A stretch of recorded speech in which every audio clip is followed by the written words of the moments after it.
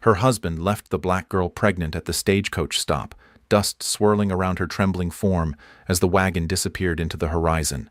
Then a weathered cowboy stepped from the shadows and muttered, "My children need love." The station master kicks her belongings into the dirt, stepping over the abandoned girl like she's nothing more than tumbleweed. Townspeople whisper with cruel pity, seeing only a burden destined to perish in the desert heat before nightfall. But the lonely cowboy watches with different eyes, haunted by his own losses.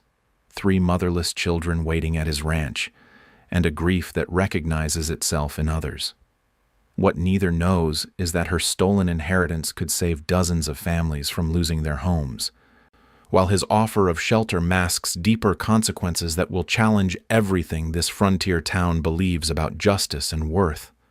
Will they forge an alliance that rewrites both their fates, or will the secrets buried in her past destroy them all? Before we continue, comment where you are tuning in from. Perhaps we will publish a story there. The cramped boarding house room reeked of desperation and broken dreams.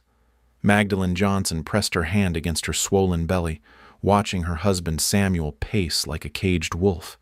His eyes held something she'd never seen before, something cold. Samuel rifled through her trunk again, pushing aside her few dresses to reach the leather folder beneath, the same folder he'd been obsessing over for weeks. "Where did your father keep the rest of his papers?" Maggie shifted on the thin mattress. "I told you, that's everything. The deed, the will, some legal correspondence." Samuel's jaw tightened. He'd grown thinner lately, more desperate.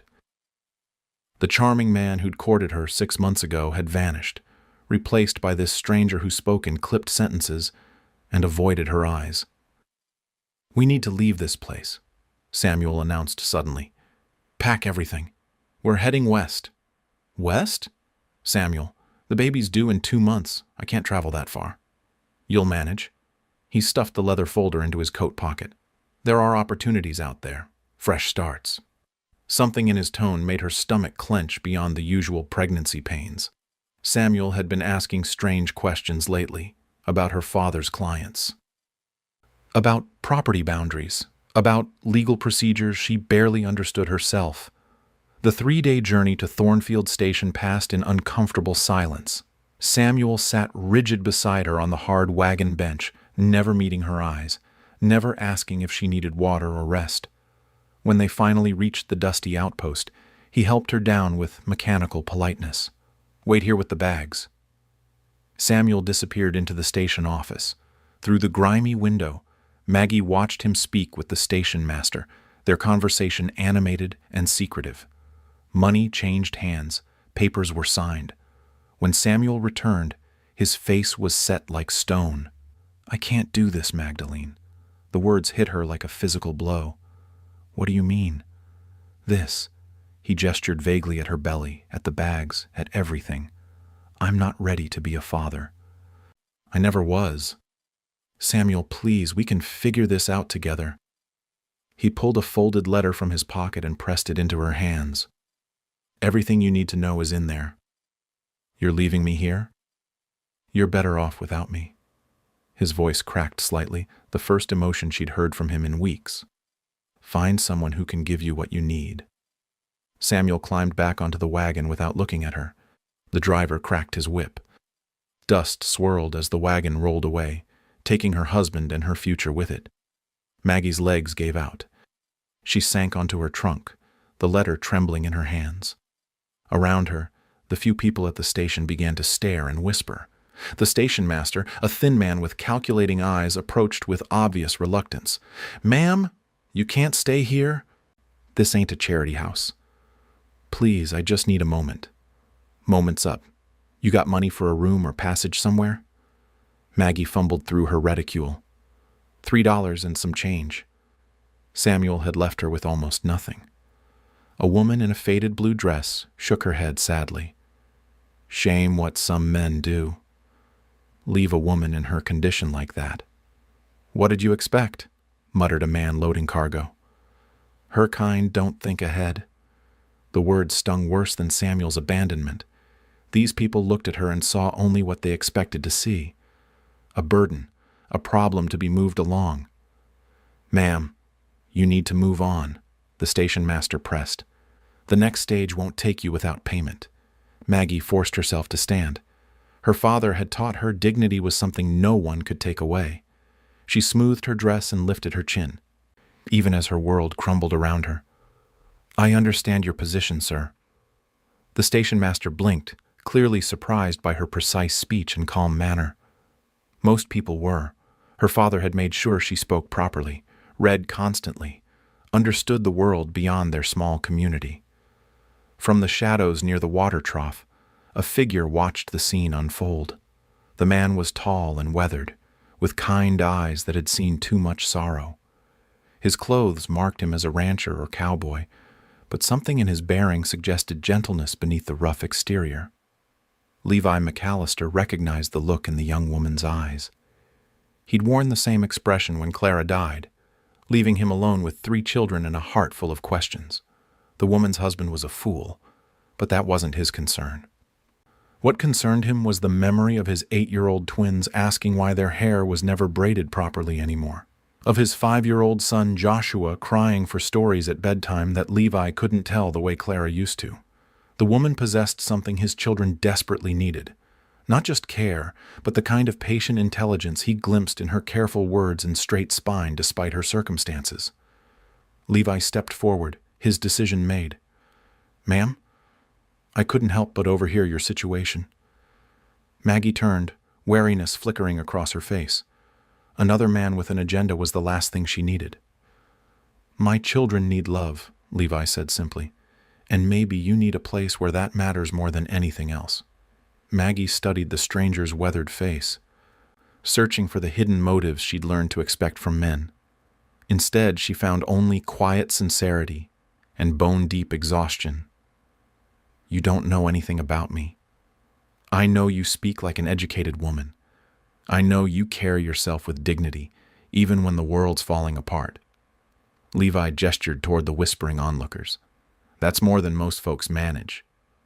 The station master cleared his throat impatiently. This ain't a social gathering. Y'all need to settle this somewhere else. Levi ignored him, keeping his attention on Maggie. My name's Levi McAllister. I run a ranch about 3 days north.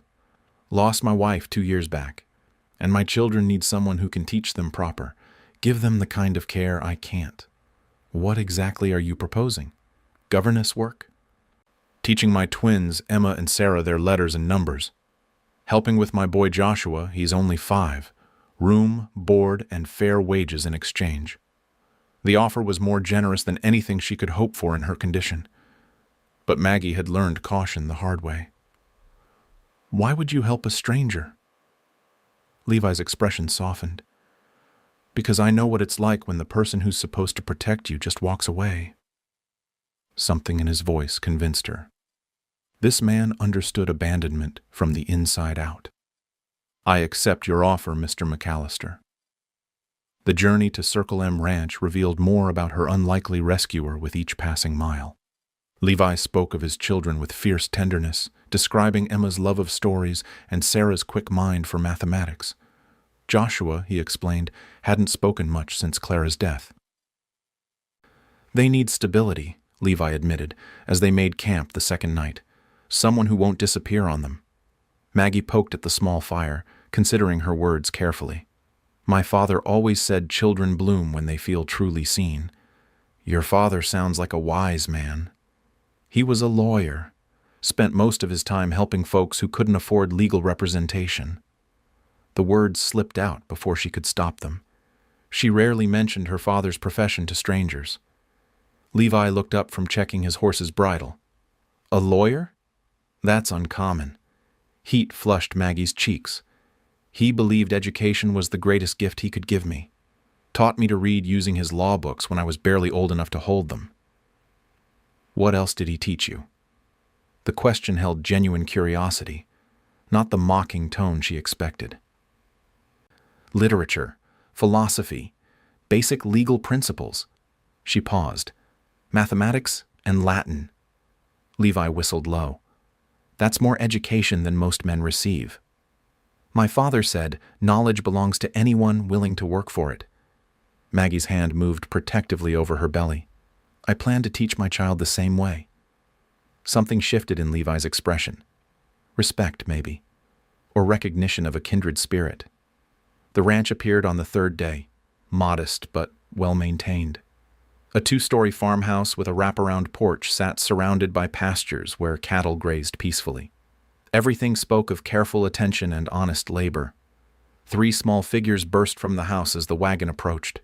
Twin girls with dark braids flying behind them raced toward their father, followed by a smaller boy who hung back shyly. "Papa, Papa, did you bring supplies from town?" Levi jumped down and swept both girls into a bear hug.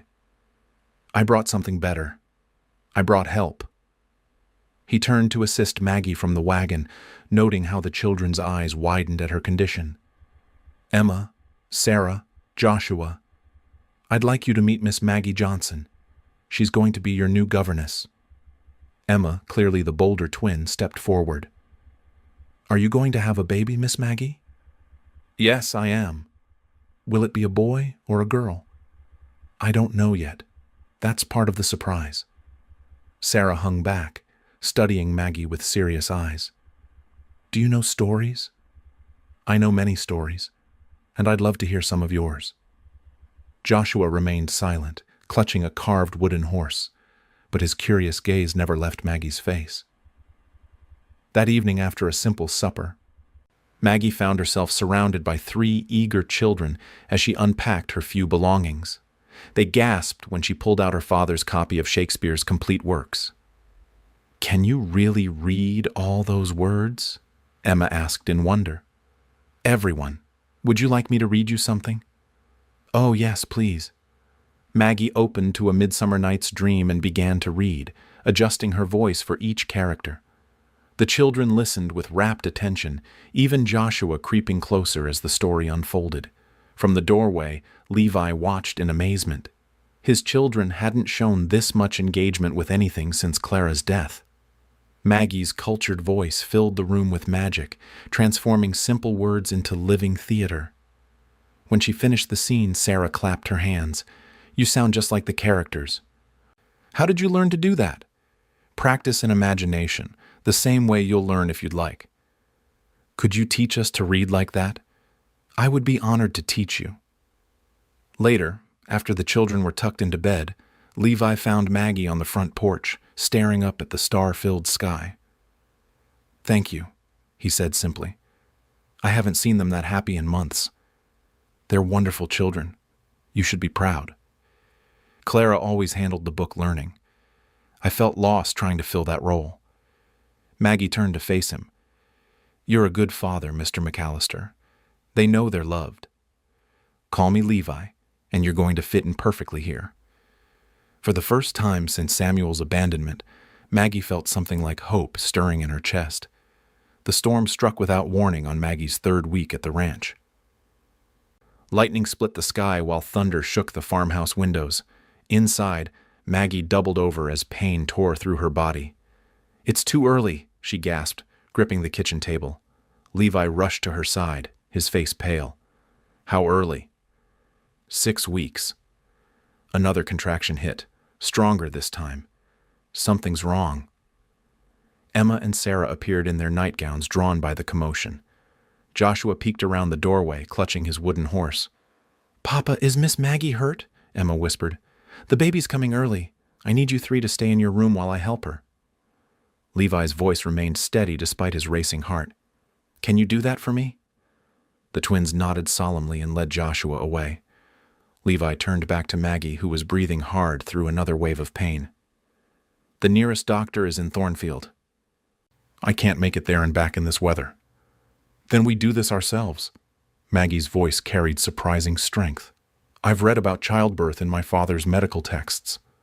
Levi stared at her. "Medical texts?" He collected books on every subject, said knowledge was never wasted. She gritted her teeth through another contraction. "Help me to the bedroom, then get clean towels and boil water." For the next 4 hours, Levi followed Maggie's calm instructions, marveling at her composure. She guided him through each step, her medical knowledge proving as thorough as her literary education. When complications arose, She diagnosed the problem and explained the solution with clinical precision, the cords wrapped around the baby's neck. You'll need to slip your finger underneath and ease it over the head when I tell you. How do you know this? My father defended a midwife accused of malpractice. I read every medical journal and textbook he gathered for the case. Another contraction hit. Knowledge saves lives, he always said. The baby finally came as dawn broke, tiny but breathing strong. A daughter with her mother's delicate features and a surprisingly powerful cry. She's beautiful, Levi whispered, carefully wrapping the infant in a clean towel. Maggie reached for her daughter with trembling arms. Hope. Her name is Hope. As Levi cleaned up the medical supplies, he noticed Maggie's travel bag had fallen open during the chaos. Legal documents spilled across the floor, their official seals catching the morning light. He gathered them carefully, but couldn't help seeing the names printed in formal script. Jeremiah Johnson, attorney at law, property deeds for substantial holdings, a last will and testament leaving everything to his daughter, Magdalene Johnson. Levi's hands stilled. The woman he'd rescued wasn't just educated. She was wealthy. The documents detailed land ownership, mineral rights, and legal trusts that would make her one of the richest people in 3 territories. You saw the papers. Maggie's voice was quiet but steady. Levi looked up to find her watching him. Hope nestled against her chest. No shame colored her expression, only resignation. I saw them. Then you know Samuel didn't just abandon me. He stole everything first. She adjusted the baby's blanket with gentle fingers. My father died 8 months ago, left me property worth more than most towns. Samuel married me 3 weeks later. The pieces fell into place with sickening clarity. He took your inheritance papers when he left. Every deed, every legal document, every proof of ownership. Maggie's eyes hardened. He forged transfer papers and disappeared, leaving me to die in the desert. No one would believe a pregnant woman's claims without documentation. Levi sat heavily in the chair beside the bed. Why didn't you tell me? Because I wanted you to judge me by my character, not my father's legacy. She met his gaze directly. Would you have offered me work if you'd known I was supposedly wealthy? Yes, but I might have questioned your motives. Exactly. Maggie shifted Hope to her other arm. I've learned that people treat you differently when they know about money. Some become servile, others resentful. Few see you as simply human. What Samuel did was theft, fraud. Proving that requires lawyers, courts, and evidence I don't have. Her voice carried bitter experience. My word against his forged documents. A black woman's testimony against a white man's legal papers. You know how that ends. Levi studied the scattered documents more carefully. Property deeds for land throughout Kansas and Colorado. Mining rights, water rights, business partnerships with prominent families. Your father must have been remarkable. He spent 30 years building legal protections for families like ours, helped dozens of people secure land ownership and business rights. Pride crept into her voice. Samuel isn't just stealing from me. He's stealing from everyone my father helped. What do you mean? The property includes homesteads my father secured for black families moving west. If Samuel sells to developers, those families lose everything. Maggie's jaw tightened. He's not just a thief. He's destroying lives. The enormity hit Levi like a physical blow. This wasn't about one woman's stolen inheritance. Entire communities hung in the balance. We have to stop him. We? Maggie raised an eyebrow. This isn't your fight, Levi. It became my fight the moment you stepped into my children's lives. He gathered the papers into a neat stack. Besides, I know people. Honest ranchers, fair-minded businessmen. Not everyone in this territory judges by color. For the first time since her abandonment, something like hope flickered in Maggie's eyes. It won't be easy. Samuel's had weeks to establish his claims. Then we'd better get started. Levi stood, his mind already working through possibilities. But first, you need to recover. Hope needs her mother strong. Maggie looked down at her daughter, then back at Levi. Why are you doing this? Because it's right, and because my children deserve to grow up in a world where justice matters more than prejudice. Outside, the storm had passed, leaving the air clean and full of promise.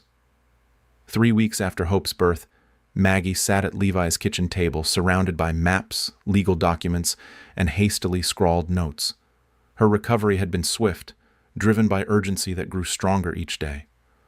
Samuel filed claims on the Colorado properties first, she said, pointing to red marks on the territorial map. The Patterson family homestead, the Williams mining claim, the Morrison water rights. Levi studied the papers over her shoulder. How many families are affected? 17 that I can identify. My father spent years helping them secure legal ownership. Maggie's finger traced property boundaries. Samuel's selling to Consolidated Development Company. They're forcing families off land that's rightfully theirs. From the living room came the sound of the children playing with baby Hope. Emma and Sarah took turns reading stories aloud while Joshua made silly faces to make the infant laugh. The sight never failed to warm Levi's heart. Tom Brewster from the general store might help, Levi suggested. He's got connections with the territorial government. We need more than connections. We need proof Samuel forged those documents. Maggie pulled out her father's law books. I've been researching precedent cases. There are ways to challenge fraudulent claims, but the evidence has to be ironclad. Over the following days, they developed their strategy. Levi rode to neighboring ranches, speaking with men he'd known for years. Maggie wrote letters to her father's former clients, explaining the situation and asking for testimony. Word began to spread through the territory's network of honest settlers. The first breakthrough came from an unexpected source. Mrs. Adelaide Chen, who ran the boarding house in Millerville, arrived at the ranch with a carpet bag full of evidence. That husband of yours stayed at my place for 3 nights, she told Maggie. Talked too much when he was drinking. Bragged about marrying into money and getting rich quick. She pulled out a ledger book. He paid with a bank draft signed with your father's name. Only problem is, your father died before the date on the draft. Maggie examined the document carefully. This is definitive proof of forgery. Samuel backdated this by 2 months. There's more. Mrs. Chen produced a bundle of papers. He left these behind when he ran off. Thought they weren't important. The papers included correspondence with Consolidated Development, rough maps of property boundaries, and most damning of all, Samuel's practice sheets where he'd worked to perfect Jeremiah Johnson's signature. Levi whistled low. This man was thorough in his thievery. Thorough but sloppy, Maggie corrected.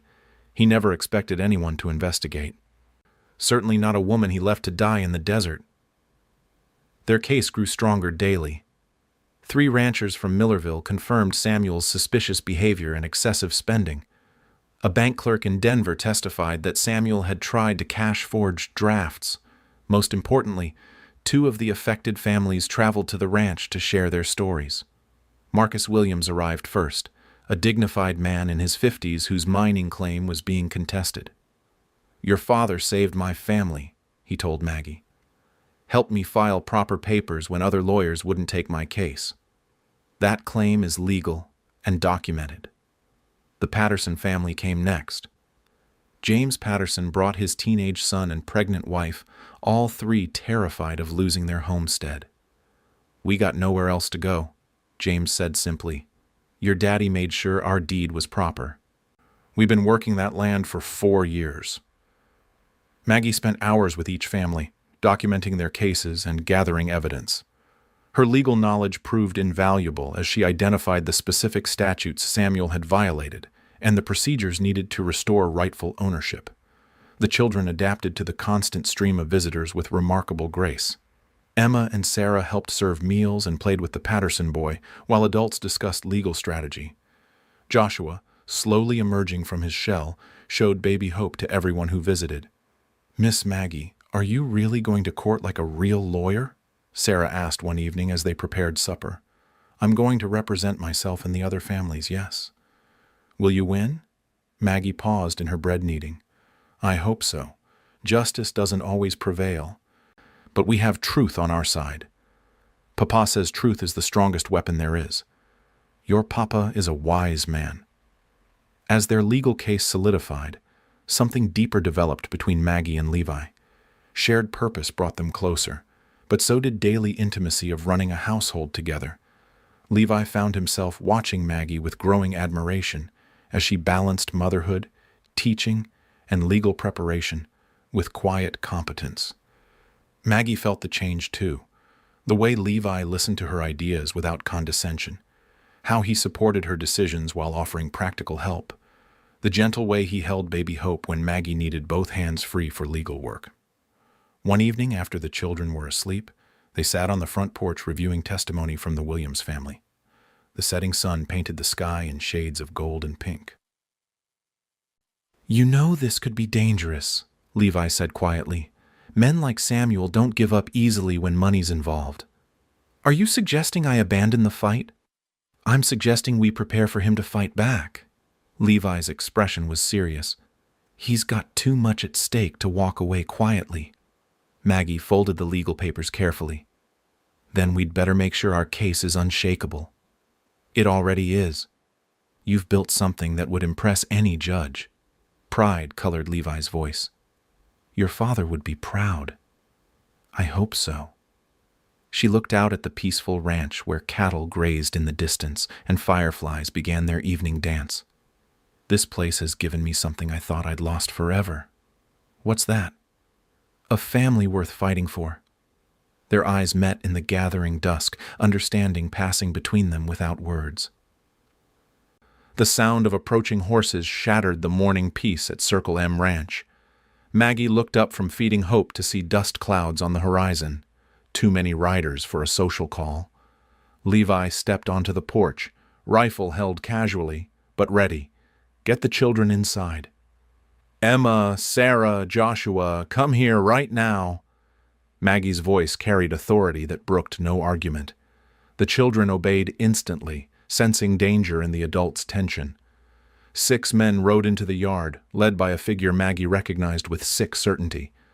Samuel sat his horse like he owned the world, flanked by rough-looking men who carried themselves like hired muscle. "Hello, wife." The word dripped with mockery. Samuel's appearance had changed in the months since his abandonment. Better clothes, expensive boots, a gold watch chain glinting across his vest. Stolen wealth had treated him well. "You're not welcome here," Levi said, stepping forward. Samuel's eyes never left Maggie. "I'm here for what belongs to me, my wife and the property she stole." "I stole nothing. You forged my father's name and stole my inheritance." "Prove it." Samuel's smile was cold as winter wind. "You're just a desperate woman making wild accusations. These gentlemen are here to ensure you return home peacefully." One of the hired men shifted in his saddle, hand resting on his gun. The threat was clear without words. "I have proof," Maggie said steadily. "Bank records, witness testimony, examples of your forged signatures." Samuel's confidence flickered momentarily. Legal papers can be fabricated. Witnesses can be mistaken. "Can they?" Maggie pulled a document from her apron pocket. "This is your practice sheet, Samuel. 17 attempts to forge my father's signature. You left it at Mrs. Chen's boarding house." The color drained from Samuel's face as he recognized his own handwriting. His hired men exchanged glances, suddenly less certain about their employer's claims. "That proves nothing. It proves you're a liar and a thief." Levi's voice carried the quiet authority of a man who'd never backed down from a fight. "And you're trespassing on my land." "Your land?" Samuel laughed harshly. "This whole territory will belong to Consolidated Development soon enough, including your little ranch." The admission hung in the air like gun smoke. Samuel had revealed more than he intended, confirming suspicions about the scope of his criminal enterprise. "How many families have you displaced?" Maggie demanded. "How many people have lost their homes because of your greed?" "Progress requires sacrifice. Some people just aren't strong enough to adapt." The casual cruelty in his words made Levi's jaw tighten. "You mean people aren't the right color to deserve protection?" Samuel shrugged. "I mean weak people lose to strong people. That's how the world works." Then you should be terrified, Maggie said quietly, because I'm stronger than you ever imagined. Something in her tone made Samuel's eyes narrow. This wasn't the broken woman he'd abandoned at the stagecoach stop. This woman stood straight-backed and fearless, supported by a man who clearly loved her and children who adored her. You can't fight this, Magdalene. I have lawyers, investors, connections you can't match. I have something better. I have the truth. Truth doesn't win in court. Money wins in court. We'll see about that. Maggie turned to Levi. It's time to file our case officially. Samuel's facade cracked completely. You can't take this to court. You have no legal standing. I have every legal standing. I'm Jeremiah Johnson's daughter and heir. Every document you forged bears my father's name, making this a federal case of mail fraud and property theft.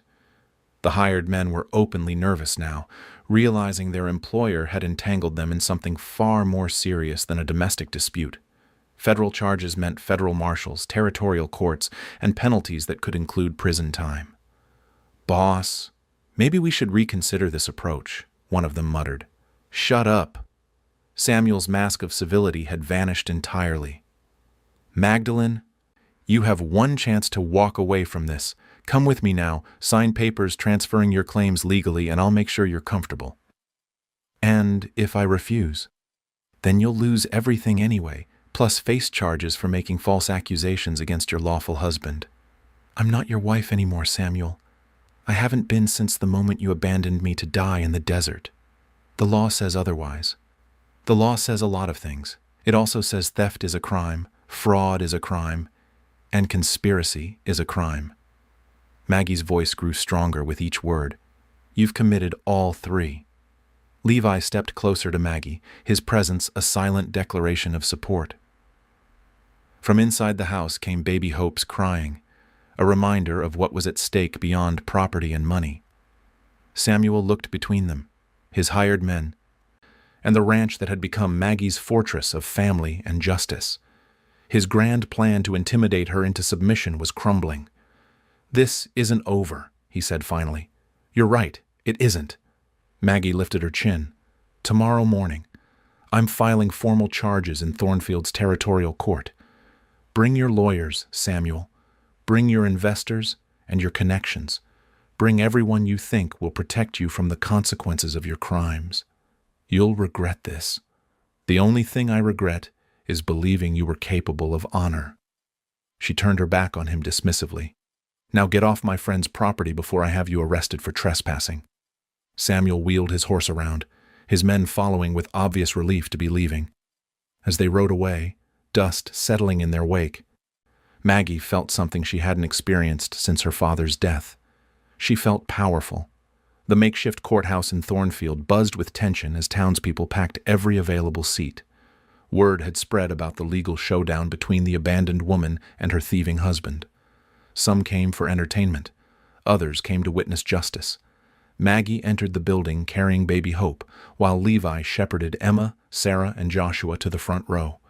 She wore her best dress, her father's law books under her arm, and an expression of calm determination that made several observers sit up straighter. Samuel arrived with 2 expensive lawyers from Denver, their polished appearance meant to intimidate. The Consolidated Development representatives sat behind them, confident in their purchased influence. Territorial Judge Harrison Walsh took his seat, a fair-minded man known for following law over politics. His weathered face revealed nothing as he surveyed the crowded room. This court is called to order. We're here to adjudicate claims regarding the estate of Jeremiah Johnson and allegations of fraud against Samuel Morrison. Maggie stood, Hope sleeping peacefully in her arms. Your Honor, I represent myself and the 17 families whose property rights were stolen through document forgery and conspiracy. Samuel's lead lawyer, a thin man with calculating eyes, rose quickly. Your Honor, my client disputes these wild accusations. Mrs. Morrison is clearly suffering from emotional distress following a difficult childbirth. Mrs. Morrison? Judge Walsh looked confused. The plaintiff's name is listed as Johnson. A clerical error, Your Honor. This woman is legally married to my client. Maggie stepped forward. Your Honor, I was abandoned by this man at a stagecoach stop when I was 8 months pregnant. Any marriage contract was dissolved by his deliberate abandonment and subsequent theft of my inheritance. She presented her first piece of evidence. This is Samuel Morrison's practice sheet, showing 17 attempts to forge my father's signature. He left it behind at Mrs. Chen's boarding house in Millerville. The judge examined the document carefully. Even from the gallery, the progression from clumsy attempts to near-perfect forgeries was obvious. Samuel's lawyer scrambled for response. "That proves nothing, Your Honor. Anyone could have written those signatures." Mrs. Ma Chen stood from the gallery. "I saw him practicing them signatures myself. Bragged about getting rich off his wife's inheritance when he was drinking." "Hearsay," the lawyer protested. "Direct witness testimony," Maggie corrected smoothly. "Mrs. Chen observed the defendant's actions firsthand." The judge nodded. "The witness may testify." Mrs. Chen described Samuel's behavior in damning detail: his excessive spending, his boasts about easy money, his forged bank drafts. Each word built Maggie's case stronger. Samuel's second lawyer tried a different approach. "Your Honor, even if some irregularities occurred, my client acted in good faith as this woman's legal husband." "Good faith?" Maggie's voice rang with controlled outrage.